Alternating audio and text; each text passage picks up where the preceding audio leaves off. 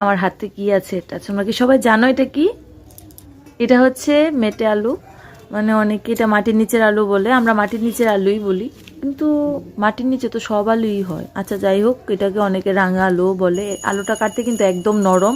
আমি প্রথম ভাবছিলাম একটু শক্ত শক্ত হবে, দেখলাম হাত থেকে বিছলে পড়ে যাচ্ছে, একটু দেখতে গাটি কুচোর মতো, বলতে ছড়ার মতো, একদম স্লিপ খেয়ে যাচ্ছে। তাড়াতাড়ি কেটে নিলাম, অনেকক্ষণ কিন্তু সময় লেগেছিল, তবু আমি তাড়াতাড়ি এগুলিকে কেটে কেটে তোমাদেরকে দেখিয়েছি। তারপরে দেখো আমি ভালো করে ওয়াশ করে নিয়েছি, পিছলে ভাবটা ভালো করে ধুয়ে নিয়েছি, কিন্তু এটাকে আবার ভাপ দিতে হবে। আর এখানে দেখো মাছের মাথাটা, কত বড় মাছের মাথা, আর সত্যি এটা খুব বড় ছিল। ওকে বলেছি তুমি কেটে আনোনি কেন, কিন্তু সে বলেছে যে ওরা বলল কাটলে নাকি ভেতরের তেলটা চলে যাবে।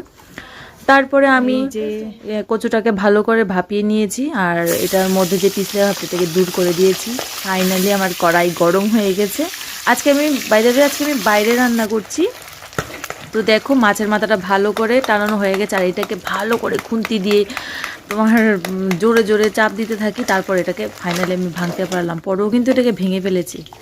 তারপরে আমার দেখো ফাইনালি মাছের মাথা ভাজা কমপ্লিট। তারপর আমি এটাকে তুলে নিলাম। আর সত্যি কথা বলতে আমি এটা প্রথমবার রান্না করছি, কিন্তু আমি দেখেছি রান্না করতে, আমি শুনিয়েছি কিভাবে রান্না করতে হয়। আমার শাশুড়ি মা এইভাবে রান্না করতো, আমার দিদি শাশুড়ি এইভাবে রান্না করতো। অবশ্যই এটাকে পেঁয়াজ রসুন দিয়ে রান্না করা যায়, কিন্তু তারা যেভাবে রান্না করে আমি সেইভাবেই রান্না করার চেষ্টা করেছি।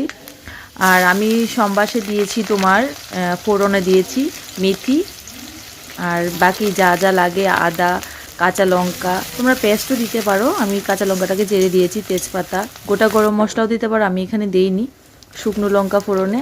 আর কচুটাকে যখন ভাপিয়ে নামিয়েছি একটু ঠান্ডা হয়ে গেছে, তারপর হাত দিয়ে একটু চাপটা দিয়ে একটু গলিয়ে নিয়েছি, কিছু কিছু আবার আস্তেও রয়েছে। তারপর এটাকে ভালো করে মিশিয়ে এই দেখো ভাজা ভাজা করে নিয়েছি। এরপর এটার মধ্যে তোমরা গরম জলও দিতে পারো আর ঠান্ডা জলও দিতে পারো।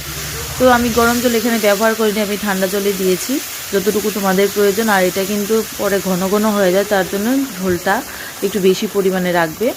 এই যে জলটা একটু ফুটবে তারপর ঘন ঘন হবে, তাই আর কি বলছিলাম। তো দেখো আমার জলটা একদম পুরোপুরি ফুটে গেছে। তারপর ভাজা মাছের মাথাটা আমি এটার মধ্যে ঢেলে দিচ্ছি। খুব সুন্দর করে নাড়াচাড়া করে মিশিয়ে নিতে হবে, আমি ওইভাবে মিশিয়ে নিচ্ছি। আসলে সবাই বলে 5 মিনিটের রান্না, 10 মিনিটের রান্না, কিন্তু রান্না করতে কিন্তু অনেকটা সময় লাগে ভাই।